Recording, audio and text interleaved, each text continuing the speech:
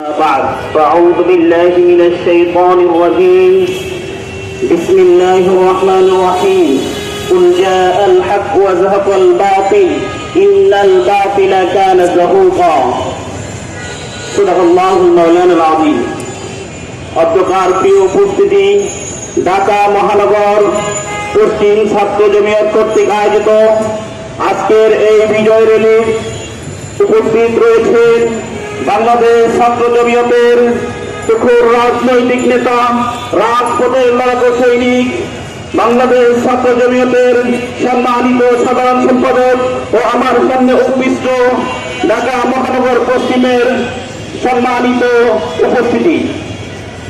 আমি এমন একটি মুহূর্তে আপনাদের সম্মুখে বক্তব্যের জন্য দাঁড়িয়েছি যখন আমরা দীর্ঘ 17 বৎসর সরকারের জুলুম নির্যাতন সহ্য করে আজকে এমন একটি মুহূর্তে দাঁড়িয়েছি।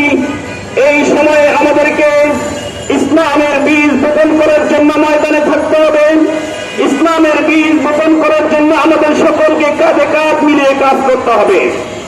আপনারা জানেন দীর্ঘ 17 বছরে ফ্যাসিস্ট সরকার বাংলাদেশের লক্ষ লক্ষ উলামায়ে কেরামকে নির্যাতন করেছে, লক্ষ লক্ষ উলামায়ে কেরামের উপর অত্যাচার করেছে, মাদ্রাসার ছাত্রদেরকে জেল জুলুম দিয়েছে, এদেশের মুসলমানদের উপর জেল জুলুমের স্টিংগুলার চালিয়েছে।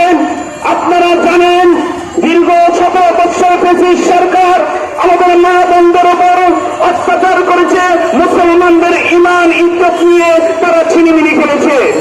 আপনারা জানেন দীর্ঘ 17 বছরের ফ্যাসিস্ট সরকার তারা সমাজের মধ্যে লুটতরাজ করেছে, তারা চাঁদাবাজি করেছে, তারা বিভিন্ন ব্যবসা প্রতিষ্ঠানে গিয়ে ব্যবসায়ীদের উপর অত্যাচার করেছে। কিন্তু মুসলমানের এই রাষ্ট্রে ইসলাম কখনো এই ধরনের কর্মকাণ্ড সমর্থন করে না, কখনোই সমর্থন করে না।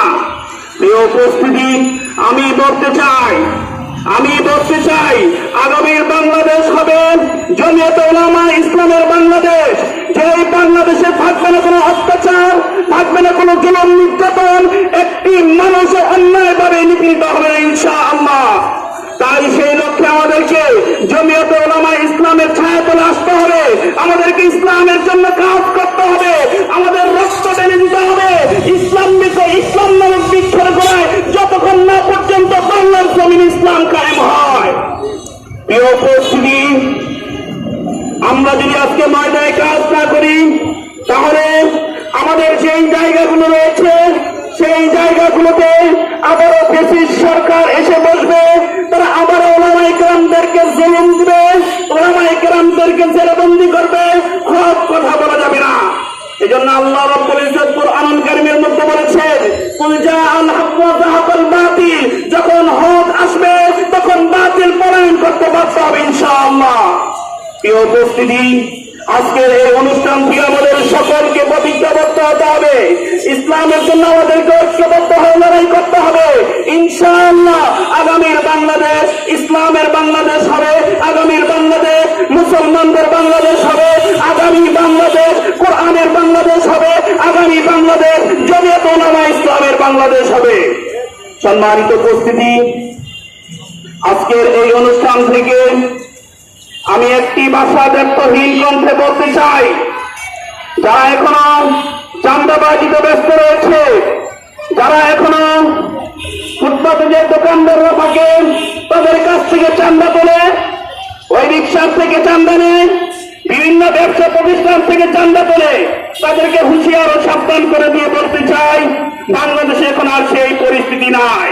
আপনারা সাবধান হয়ে যান, আপনারা বড় হয়ে যান, আপনারা সৎ হয়ে যান, আপনারা নিষ্ঠাবান হয়ে যান। এই ধরনের চাঁদাবাজি আর এদেশে চলবে না ইনশাআল্লাহ। জমিয়তে উলামা ইসলাম ময়দানে আপনাদেরকে ডাক দিয়েছে, জমিয়তে ইসলাম উলামা ইসলাম হক পথে ডাক দিয়েছে। আমরা জমিয়তে উলামা ইসলামের আহ্বানে আগামীর বাংলাদেশ বিনির্মাণে সকলে এগিয়ে আসবো ইনশাআল্লাহ। এই বলে আমি আমার সংক্ষিপ্ত বক্তব্য এখানে শেষ করছি। ওয়া আখিরু দাওয়ানা আলহামদুলিল্লাহি রাব্বিল আলামিন।